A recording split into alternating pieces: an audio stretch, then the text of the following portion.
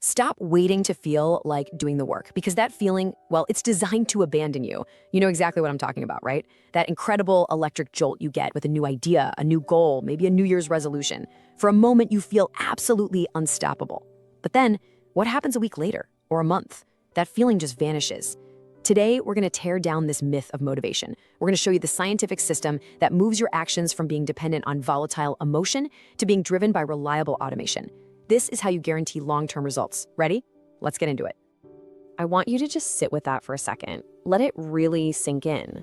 The very thing we're all taught to chase, that feeling of being motivated, is actually a trap. I know. It sounds completely backward. You're probably thinking, how on earth can motivation be a bad thing? But I promise you, over the next few minutes, we are going to unpack the hard science behind that statement. We'll explore exactly why our brains are wired for that initial excitement to fade away. And I'm going to lay out a clear, actionable system to build something far more powerful and way more reliable: discipline. So here's our roadmap. First, we're going to expose the motivation lie and the painful cycle of failure it creates. Then we'll uncover the discipline override. This is like a neurological superpower that you already have. We'll dig into why systems beat feelings every single time, and then I'll give you a concrete blueprint on how to build your system. And finally, we'll land on a whole new way of thinking with this idea that motivation is a visitor. All right, let's jump right into the heart of the problem. We have all been sold the same story our entire lives. If you really want to achieve something, you just have to get motivated. Simple, right? But what if that whole story is a lie? What if motivation isn't the hero we're supposed to find, but more like that flaky friend who shows up all hyped up for the party and then ghosts you an hour later? Okay, this is where it gets really, really interesting from a scientific standpoint. Motivation is a real and, a powerful neurological event. When you get excited about a new goal, losing weight, starting a business, learning an instrument, your brain releases a chemical called dopamine. But here is the critical detail everyone misses. Dopamine is not a reward for doing the work. It's a reward for anticipating the result. It's the molecule of more. It gets you all fired up about what could be. Here's an analogy. Think of motivation like a rocket launch. That dopamine hit is the massive, fiery explosion of fuel that gets the rocket off the ground. It's spectacular, it's necessary, it's exciting, but that initial blast isn't what gets the rocket to the moon. For that, it needs a steady, reliable, sustainable burn. Motivation is the launch, discipline is the guidance system and the fuel that actually gets you to your destination. So what happens when we try to run our entire lives on that spectacular but totally unreliable rocket launch fuel? Well, we get trapped. We get stuck in this vicious cycle. A cycle of failure that is painful, it's predictable, and honestly, it's deeply human. I'm pretty sure this is going to feel familiar to every single one of you. This is that painful loop of inconsistent effort and, shameful relapse that we all know a little too well. Let's break down what that emotional roller coaster actually looks like. Oh man, this should look painfully familiar. It always starts with step one, the high of a new beginning. I remember when I decided I was going to become a runner. I went out, I bought the brand new shoes, the fancy GPS watch. I told all my friends about my new identity. I was so jacked up just picturing this healthier, fitter version of myself. But then came step two, the effort barrier. My alarm would go off at 6 a.m. It was cold, it was dark, and suddenly the actual reality of the work, the burning in my lungs, the sore muscles, it just didn't feel as glamorous as the idea did. And that, my friends, inevitably leads to step three, the crash of enthusiasm. The new shoe smell was gone, and so was my motivation. And without that emotional fuel, I slammed right into step four, the shameful relapse. I just quit. And the worst part, the absolute worst part, was the story I started telling myself. See, I'm lazy. I have no willpower. What is wrong with me? But what if I told you that crash, it's not your fault? Seriously, it is not a personal or moral failing. It's a biological feature of your brain. It's a real thing called hedonic adaptation. And put simply, it just means your brain is designed to get used to stuff. It's not a flaw, it's an ancient survival mechanism. It's what kept our ancestors from getting lazy and pushed them to keep seeking better food, better shelter.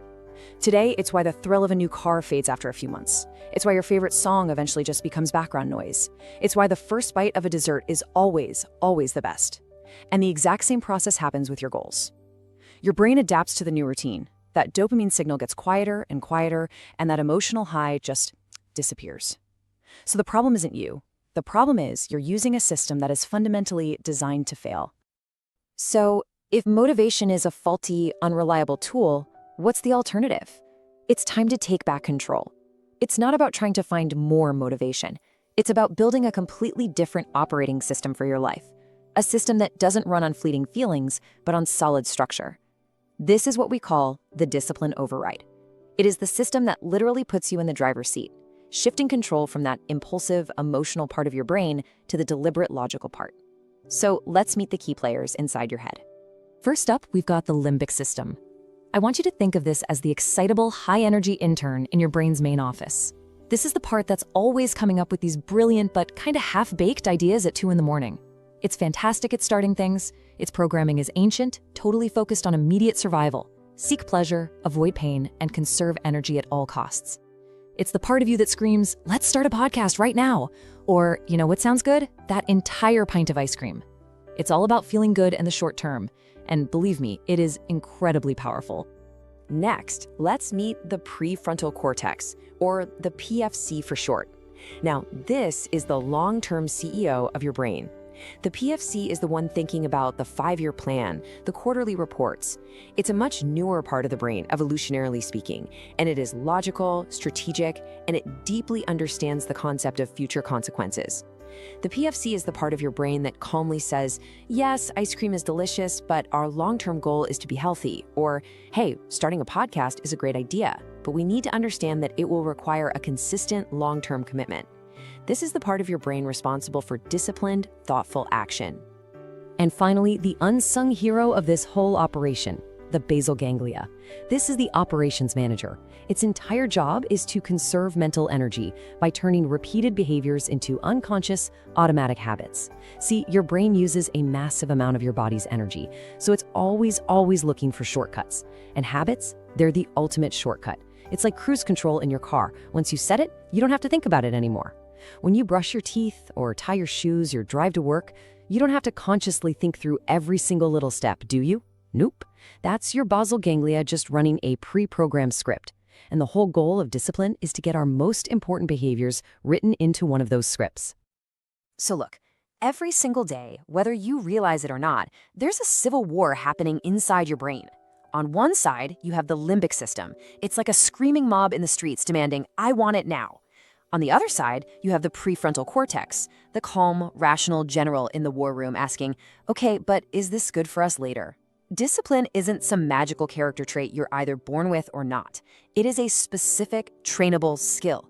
It's your PFC, the general, making a conscious executive decision to override the emotional demands of the mob. It's forcing your body to adhere to the plan even when it doesn't feel good for one simple reason: to repeat the action enough times that the pattern gets coded into the basal ganglia and becomes an automatic, effortless habit. So how in the world do we win this internal war? Now that we understand the brain's internal power struggle, let's talk about why building a system based on discipline is not about being tougher or having more willpower. No, it's about being smarter. It's about strategically managing your most precious and absolutely finite resource, your mental energy. The key scientific concept here is called cognitive load. I want you to think of your brain's decision-making ability like a smartphone battery. When you wake up in the morning, it's at 100%. But every single decision you make, what to wear, what to eat for breakfast, which email to answer first, it drains a little bit of that battery. When you rely on motivation, you are forcing yourself to have a debate every single day. Do I feel like going to the gym? Should I work on that project now or maybe later? This constant negotiation, this internal debate, creates a massive cognitive load, and it leads directly to something called decision fatigue. And this chart really just shows the dramatic difference. Look at the 2 bars here. On the left, that's your energy usage when you're relying on motivation. That bar is sky high because you are wasting so much precious mental energy just deciding whether or not to do the thing. You're draining your battery before you even start the task. But now, look at the bar on the right. When you rely on a disciplined system, the decision is already made. It's just what you do. It's 6 a.m., so you put on your running shoes. The action is pre-committed, it's automated, and you conserve all of that precious mental energy for the things that truly matter, like creative thinking and solving complex problems. This right here, this is the core takeaway of this entire explainer. We love to romanticize the grand gesture, don't we? The heroic effort, the all-nighter before the exam, the brutal 2-hour workout. But sustainable, long-term achievement, it's not about intensity. It's about consistency. It's not about the sprint, it is about the marathon. It is about building a system, a structure that makes your desired behaviors the path of least resistance. You're no longer fighting a battle every day. You are simply following the tracks that you've already laid down for yourself. Okay, so we have covered the what and the why. Now let's get to the how.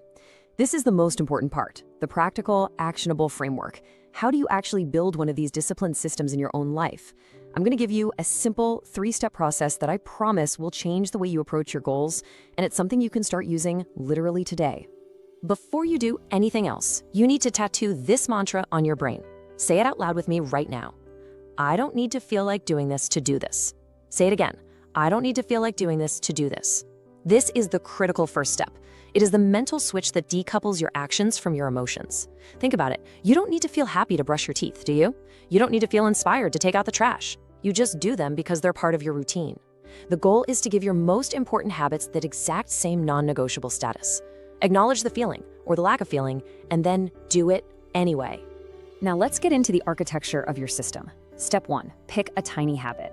The key here is to make it impossibly, almost laughably small.